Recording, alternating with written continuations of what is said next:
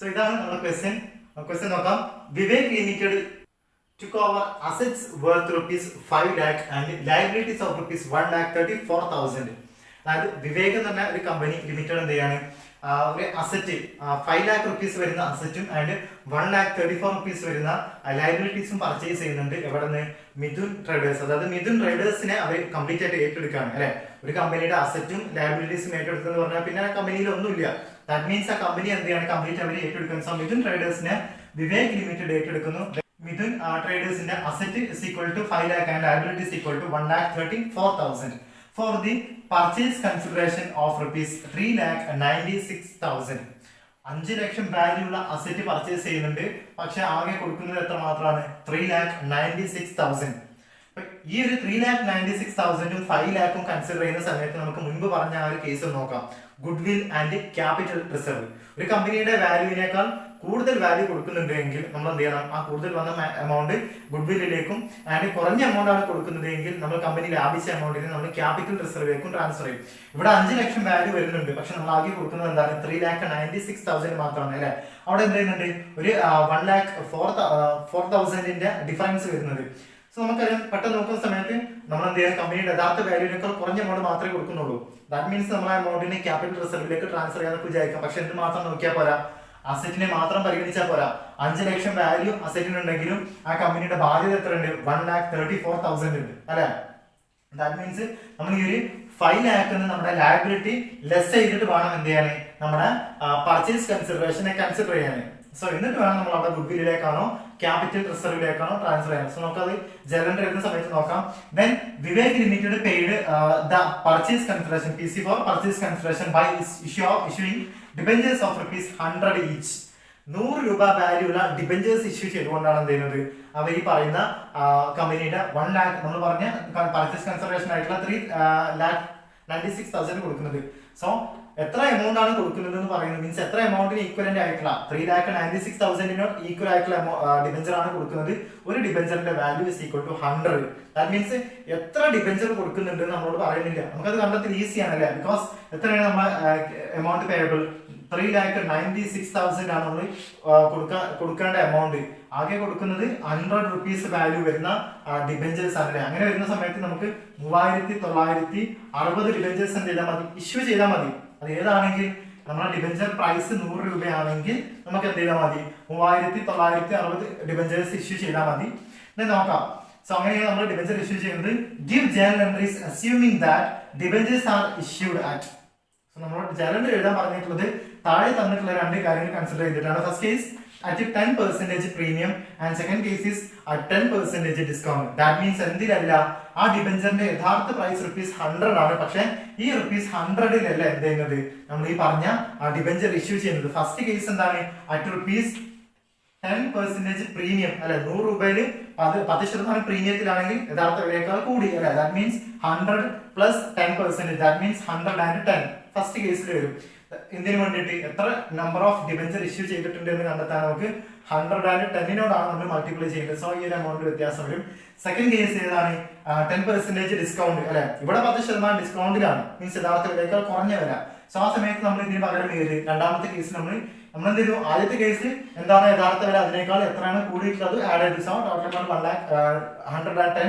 രണ്ടാമത്തെ കേസിൽ എന്താണ് യഥാർത്ഥ വില, അതിനേക്കാൾ 10% കുറയാനില്ലേ. സോ എമൗണ്ട് ആക്ച്വലി എമൗണ്ട് എത്ര ആയിരിക്കും, 90,000. സോ നമ്മൾ എത്ര നമ്പർ ഓഫ് ഷെയർസ് ആണ് ഇഷ്യൂ ചെയ്യുന്നത് എന്നുള്ളത് ഈ ഒരു ബേസിക് മാത്തമാറ്റിക്സ് ഈ ഒരു ബേസിക് ഇക്വേഷനിൽ ചെയ്താൽ തന്നെ നമുക്ക് എന്ത് ചെയ്യും, എത്ര നമ്പർ ഓഫ് ഷെയർസ് ഇഷ്യൂ ചെയ്യുന്നുണ്ടെന്ന് കണ്ടെത്താൻ കഴിയും. സോ നമ്മൾ ഇതിന്റെ കൂടെ പറഞ്ഞത് നമുക്ക് ആ സമയത്ത് ഈസി ചെയ്യാൻ വേണ്ടിയിട്ടാണ്. സോ ഇതാണ് നമ്മുടെ ക്വസ്റ്റ്യൻ. ഇനി എന്ത് ചെയ്യണം, നമ്മൾ ഈ പറഞ്ഞ അസറ്റും ലയബിലിറ്റീസും അക്വയർ ചെയ്യുന്ന ജേർണൽ എൻട്രി എഴുതണം. And also the journal entries regarding at 10% premium and 10% discount. So next എന്ത് ചെയ്യും, ജേർണൽ എൻട്രീസ് നോക്കാം.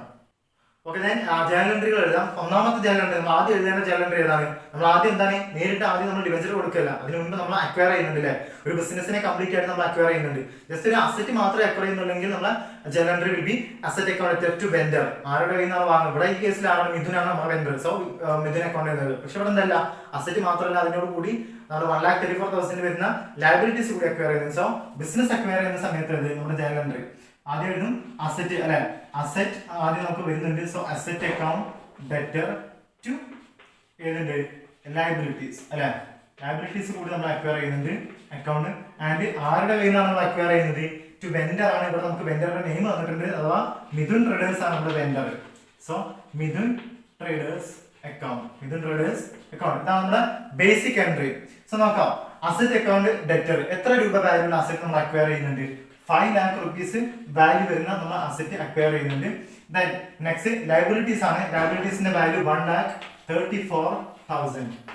നോക്കാം, നെക്സ്റ്റ് ടു വെൻഡർ ആണ്. ഈ വെൻഡറിന്റെ കേസിൽ മീൻസ് എന്താണ്? എത്ര രൂപയാണ് നമ്മൾ വെൻഡർക്ക് കൊടുക്കുന്നത്, അതായത് എത്ര രൂപ വാല്യൂ ഉള്ള ഡിബഞ്ചർ ആണ് നമ്മൾ കൊടുക്കുന്നത്? ക്വസ്റ്റ്യൻ പറയുന്നത് വ്യക്തമായിട്ട് 3,96,000 അല്ലെ, 3,96,000 രൂപ വാല്യൂ വരുന്ന ഡിബഞ്ചർ ആണ് നമ്മൾ ആർക്ക് ഇഷ്യൂ ചെയ്യുന്നത്? മീൻസ് ഇവിടെ പർച്ചേസ് കൺസിഡറേഷൻ ആണ് ഉദ്ദേശിക്കുന്നത്. PC means purchase consideration. So 3,96,000 രൂപ വാല്യൂ വരുന്ന പർച്ചേസ് കൺസിഡറേഷൻ കൊടുക്കുന്നത്. ഇത് നമുക്ക് നോക്കാം, ഡെബിറ്റും ക്രെഡിറ്റും ഈക്വൽ ആണെന്ന്. നമ്മുടെ ഡെബിറ്റ് സൈഡിൽ 5 lakh ഉണ്ട്, അതിന്റെ ക്രെഡിറ്റ് സൈഡിൽ ടോട്ടലി 5,30,000 വരുന്നുണ്ട് അല്ലെ. രണ്ടും കൂടി ആഡ് ചെയ്തത് 5,30,000, അഥവാ ഡെബിറ്റിനേക്കാൾ ക്രെഡിറ്റ് കൂടുതലാണ്. നോക്കാം, ഇവിടെ കൂടുതലായത് ഏതാണ്? നമ്മുടെ പർച്ചേസ് കൺസിഡറേഷൻ. കാരണം എന്താണ്? നമ്മൾ ആകെ ഈ ഒരു കമ്പനിയുടെ നെറ്റ് വാല്യൂ നോക്കാം, അതായത് 5 ലക്ഷമാണ് കമ്പനിയുടെ അസറ്റ് അല്ലെ. അതിന് ഏത് മൈനസ് ചെയ്യാം? നമുക്ക് ലയബിലിറ്റി മൈനസ് ചെയ്യാം, എന്നാലേ കമ്പനിയുടെ നെറ്റ് വാല്യൂ കണ്ടെത്താൻ കഴിയുള്ളൂ. സോ ലയബിലിറ്റീസ് മൈനസ് ചെയ്താൽ 1,34,000 മൈനസ് ചെയ്യാം. എമൗണ്ട് എത്ര ആയിരിക്കും? 3,66,000. ഇതാണ് കമ്പനിയുടെ നെറ്റ് വാല്യൂ, അഥവാ ടോട്ടൽ അസറ്റ് എന്ത് ചെയ്യാണ്? നമുക്ക് ലയബിലിറ്റീസ് കുറഞ്ഞാൽ കിട്ടുന്ന ബാക്കി എമൗണ്ട് ആണ് കമ്പനിയുടെ നെറ്റ് വാല്യൂ. അതായത് 3,66,000 നമ്മൾ ആക്ച്വലി കൊടുത്താൽ മതി, പക്ഷെ ഇവിടെ നമ്മൾ എത്ര കൊടുക്കുന്നുണ്ട്? 3,96,000. അതായത് 3,96,000 മൈനസ് 3,66,000 ഇസ് ഈക്വൽ ടു 30,000. അപ്പൊ ഈ 30,000 ആണ് നമ്മൾ കൊടുക്കുന്ന എക്സസ് എമൗണ്ട്, അഥവാ കമ്പനിയുടെ നെറ്റ് വാല്യൂവിനേക്കാൾ കൂടുതൽ എമൗണ്ട് കമ്പനി എന്ത് ചെയ്യുന്നുണ്ട്? ഈ വിവേക് ലിമിറ്റഡും ഇത് ലിമിറ്റഡും കൊടുക്കുന്നുണ്ട്. സോ അത് എക്സസ് എമൗണ്ട്, അഥവാ ഡിഫറൻസ് വരുന്നത് 30,000 ആണ്. ഈ 30,000 എവിടെയാണ് ബാലൻസ് വരുന്നത്? ഡെബിറ്റ് സൈഡിൽ അല്ലെ. അങ്ങനെയാണെങ്കിൽ എക്സസ് കൊടുത്ത എമൗണ്ടിൽ നമ്മൾ എങ്ങോട്ടാണ് ട്രാൻസ്ഫർ ചെയ്യേണ്ടത്? നമ്മുടെ ഗുഡ് വിൽ അക്കൗണ്ടിലേക്ക്. നമ്മൾ ആ തിയറി ഡിസ്കസ് ചെയ്ത സമയത്ത് പറഞ്ഞു, ഗുഡ് വിൽ അക്കൗണ്ടിലേക്ക് നമ്മൾ എന്ത് ചെയ്യണം? എക്സസ് എമൗണ്ടിനെ ട്രാൻസ്ഫർ ചെയ്യണം. സോ ഇതാണ് നമ്മുടെ ഫസ്റ്റ് എൻട്രി. ഇവിടെ എക്സസ് വന്നതുകൊണ്ട് എന്ത് ചെയ്തു? നമ്മൾ ആ എമൗണ്ടിനെ ഗുഡ് വില്ലേക്ക് ട്രാൻസ്ഫർ ചെയ്തു. ഇനി ഇത് തന്നെ കുറവായിരുന്നെങ്കിൽ നമ്മൾ അങ്ങോട്ട് ട്രാൻസ്ഫർ ചെയ്യും. താഴെ നമ്മൾ ടു ക്യാപിറ്റൽ റിസർവ് എഴുതി നമ്മൾ അങ്ങോട്ട് ട്രാൻസ്ഫർ ചെയ്യും. സോ ഇതാണ് first entry regarding the acquisition of business. ഇനി എന്ത് ചെയ്യാം? രണ്ടാമത്തെ കേസ് നമ്മൾ ഇതിന് പകരമായിട്ട് ഡിബഞ്ചർ കൊടുക്കാനുണ്ട്. രണ്ട് കേസസിന്റെ ഒന്നാമത്തത് at 10% premium, and second cases at 10% discount. then ആ ചാനൽ എൻട്രീസ് നോക്കാം. സോ നമ്മൾ ഡിബഞ്ചർ ഇഷ്യൂ ചെയ്യുമ്പോൾ നമുക്കറിയാം, ഫസ്റ്റ് കേസ് 10% പ്രീമിയം ആണ്, നമുക്ക് ആദ്യം അത് എഴുതണം.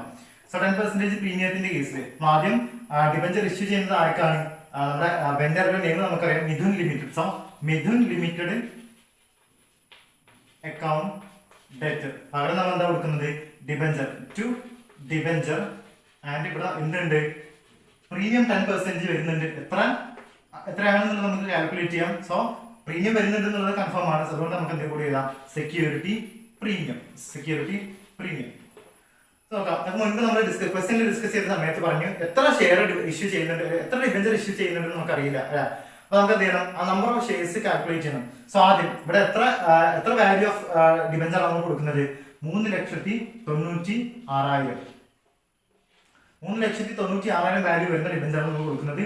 അവിടെ എത്ര ഡിബഞ്ചർ ഇഷ്യൂ ചെയ്യുന്നുണ്ട് എന്ന് കണ്ടെത്താൻ നമുക്ക് എന്ത് ചെയ്യണം? Divided by the value of 1 debenture. ഒരു ഡിബഞ്ചറിന്റെ വാല്യൂ എത്രയാണ്? 110. അതായത് ഇവിടെ പ്രീമിയം ഉണ്ട്. സോ പ്രീമിയം വരുന്ന കേസിൽ നമ്മൾ എന്ത് ചെയ്യാം? പ്രീമിയം കൂടി ആഡ് ചെയ്യണം. ഡിസ്കൗണ്ട് ആണെങ്കിൽ നമുക്ക് ആ ഡിസ്കൗണ്ട് ലെസ് ചെയ്യണം. സോ ഇങ്ങനെ ഡിവൈഡ് ചെയ്യുന്ന സമയത്ത് നമുക്ക് എത്ര ഷെയർ ഇഷ്യൂ ചെയ്യുന്നതിനെ കണ്ടെത്താം? 3,600. 3,600 ഡിബഞ്ചർ ആണ് എന്ത് ചെയ്യുന്നത് നമുക്ക് ഇഷ്യൂ ചെയ്യാനുള്ളത്. നമുക്ക് എമൗണ്ട് എഴുതി നോക്കാം. സോ ഫസ്റ്റ് കേസ് മിഥുൻ ലിമിറ്റഡിന് നമ്മൾ ടോട്ടൽ കൊടുക്കുന്നത് എത്രയാണ്? 3,600 ഇൻറ്റു 110 അല്ലെ. ഡിബഞ്ചറിന്റെ യഥാർത്ഥ വാല്യൂ ഈ ഫസ്റ്റ് കേസിൽ വരുന്നത് പ്രീമിയം അടക്കം 110 ആണ്. സോ ടോട്ടൽ എമൗണ്ട് എത്ര വരും?